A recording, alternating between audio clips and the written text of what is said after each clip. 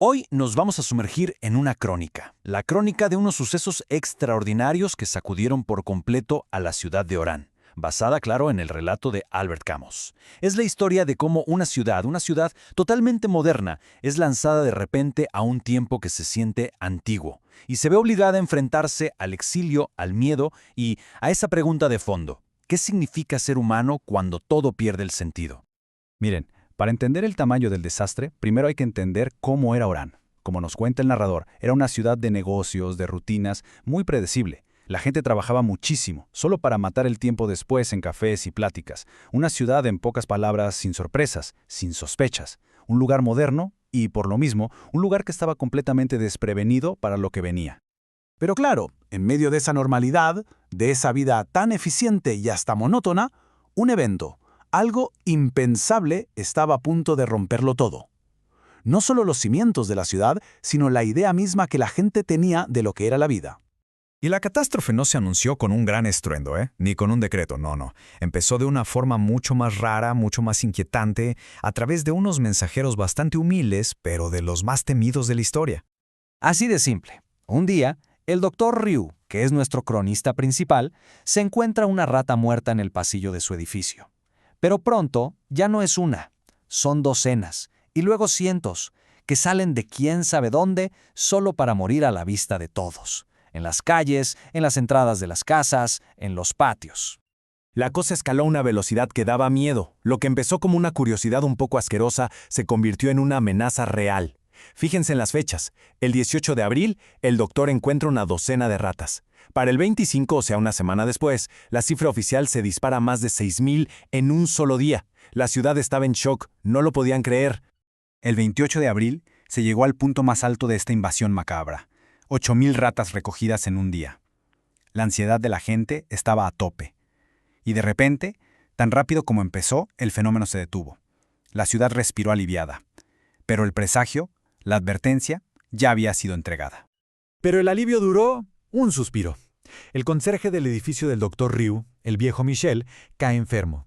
Una fiebre muy rara, unos bultos dolorosos, y muere al poco tiempo. Y después de que las autoridades lo negaran y le dieran vueltas, por fin se pronunció la palabra que nadie se atrevía a decir, y que lo cambió todo para siempre: peste.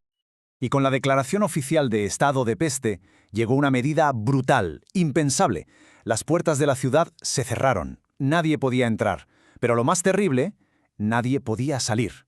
Orán se convirtió de la noche a la mañana en una prisión al aire libre. Lo primero fue la separación. Fue brutal. Amantes, familias, gente que se había despedido para un viaje corto, de pronto se encontró atrapada, separada por muros. La comunicación con el exterior se volvió un monólogo sin respuesta. Y ahí nació un sentimiento colectivo de exilio. Como dice el narrador, la peste le había robado a todos la posibilidad del amor, porque el amor, para existir, necesita un poquito de futuro. Y para la gente de Orán ya solo quedaban instantes. Esta nueva realidad, este presente que se sentía eterno y lleno de amenazas, forzó a cada persona a enfrentarse a la situación desde lo más profundo de su ser. Y es justo aquí donde la crónica se convierte en un estudio fascinante sobre la condición humana. Con la ciudad aislada, con el futuro borrado del mapa, es cuando empieza la verdadera batalla. Y frente a este desastre sin sentido, diferentes personajes nos van a mostrar las distintas formas en las que el ser humano puede luchar, puede entender o puede resistir. En este nuevo escenario, vemos el contraste entre dos figuras clave. Por un lado está el Dr. Ryu. Él no cree en Dios ni en los grandes heroísmos. Para él, la lucha es una cuestión de simple decencia, de hacer bien su trabajo y ya. Es un humanismo muy práctico. Y por el otro lado está Jin Tarun, un tipo misterioso que busca cómo convertirse en santo. Pero ojo, un santo sin Dios, una santidad basada puramente en la compasión y en la comprensión. Y luego, por supuesto, está la voz de la fe, representada por el padre Panelú. En su primer sermón, su mensaje es durísimo, implacable. La peste es un castigo de Dios, un látigo que ha enviado para doblegar el orgullo de la gente. Es una visión que exige someterse a un juicio que, según él, todos se merecían. Pero quizá la transformación más reveladora de todas es la de Raymond Rambert. Al principio, su única obsesión es escapar. Él no es de Orán. Su única lucha es por su propia felicidad. Intenta de todo, legal e ilegal, para poder huir. Pero al ver la entrega de Ryu, de los voluntarios, algo dentro de él cambia. Y cuando por fin tiene la oportunidad de irse, elige quedarse.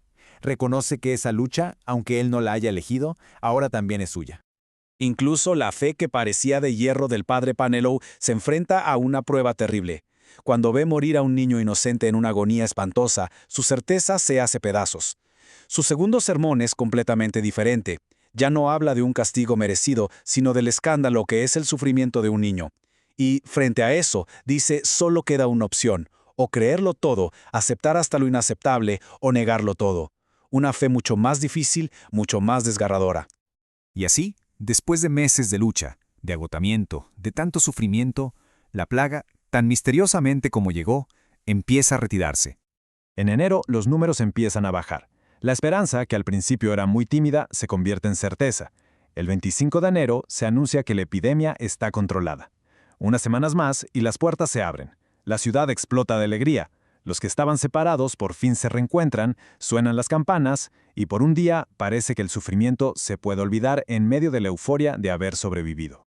Sin embargo, el narrador, el propio Dr. Ryu, nos advierte que no nos dejemos llevar. La crónica no puede terminar con una simple fiesta. Hay una última lección, una verdad que la alegría del momento no puede borrar. Y aquí está el punto clave de todo. Ryu, mientras escucha los gritos de alegría, sabe algo que la multitud ignora. Sabe que el bacilo de la peste nunca muere, nunca desaparece por completo. Puede quedarse dormido por décadas, esperando pacientemente en los muebles, en la ropa, en los papeles, hasta que un día, para desgracia y enseñanza de los hombres, despierte a sus ratas y las mande a morir de nuevo a una ciudad feliz. La historia de Orán, al final, es una advertencia. Nos recuerda que la alegría siempre está amenazada. La lucha contra el terror es una batalla que parece una derrota interminable, pero es una que nunca hay que abandonar. La pregunta que nos queda flotando es, ¿qué pestes, de terror, de exilio, de sinsentido, estarán dormidas en nuestras propias ciudades modernas esperando su momento?